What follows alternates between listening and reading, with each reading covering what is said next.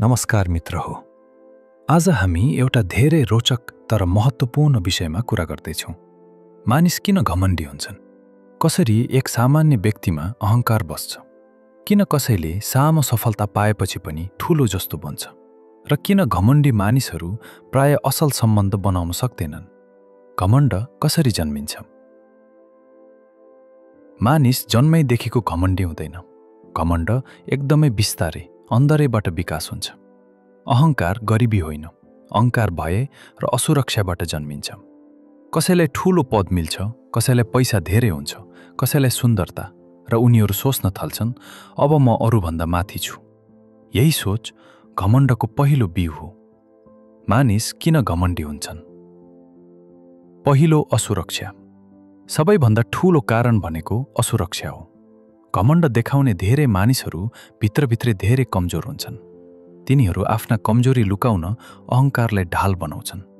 जस्तै जसलाई आफ्नो ज्ञानमा शङ्का हुन्छ, सानो उपलब्धिलाई ठूलो ठान्ने, सक्दैन, थोरै जित, थोरै प्रशंसा र अहङ्कार हावा ठोक्छ।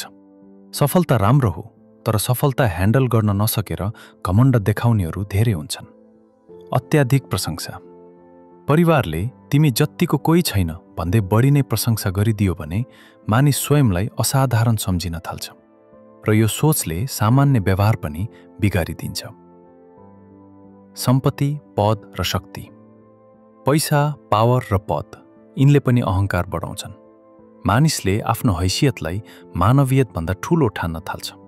यही हो घमण्डको सबैभन्दा खतरनाक रूप। घमण्डी मानिसहरू कस्ता देखिन्छन्? घमण्डले मानिसको धेरै चिन्ह देखिन्छ। अरूको कुरा सुन्दैन, आफूलाई सधैँ ठिक ठान्छ, सानो गल्ती मान्दैन, अरूलाई कम आँक्छ, सबैले आफूलाई मान दिउन् भन्ने चाहन्छ, आलोचना सहन सक्दैन।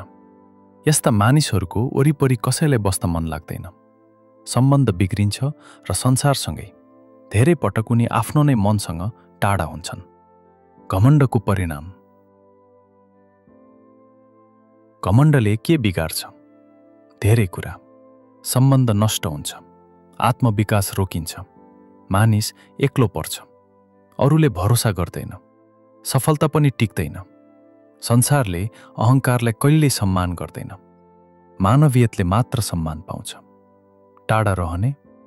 घमण्डबाट टाढा रहन 3 उपाय याद गरौँ। 1. विनम्रता। केही नजान्ने जस्तो व्यवहार होइन, जति जाने पनि थप जान्नै बाँकी छ भन्ने सोच। 2. कृतज्ञता। जसले साथ दियो, जसले हात समायो, सबैलाई सम्झनु। 3. स्वपरीक्षण। दिनको अन्त्यमा आफूलाई सोध्ने, आज मैले कसैलाई चोटक दिएर बोलिन? यही प्रश्नले अहङ्कार कम गर्छ। घमण्डी बन्न त सजिलो छ, तर विनम्र बन्न गाह्रो, र त्यो गाह्रो काम नै जीवनको सबैभन्दा ठूलो शक्ति हो। धन्यवाद आजको भिडियो सुनेर साथ दिनुभएकोमा। अझ धेरै जीवन बदल्ने विषयहरूका लागि लाइक, शेयर र सब्स्क्राइब गर्न नबिर्सनुहोला।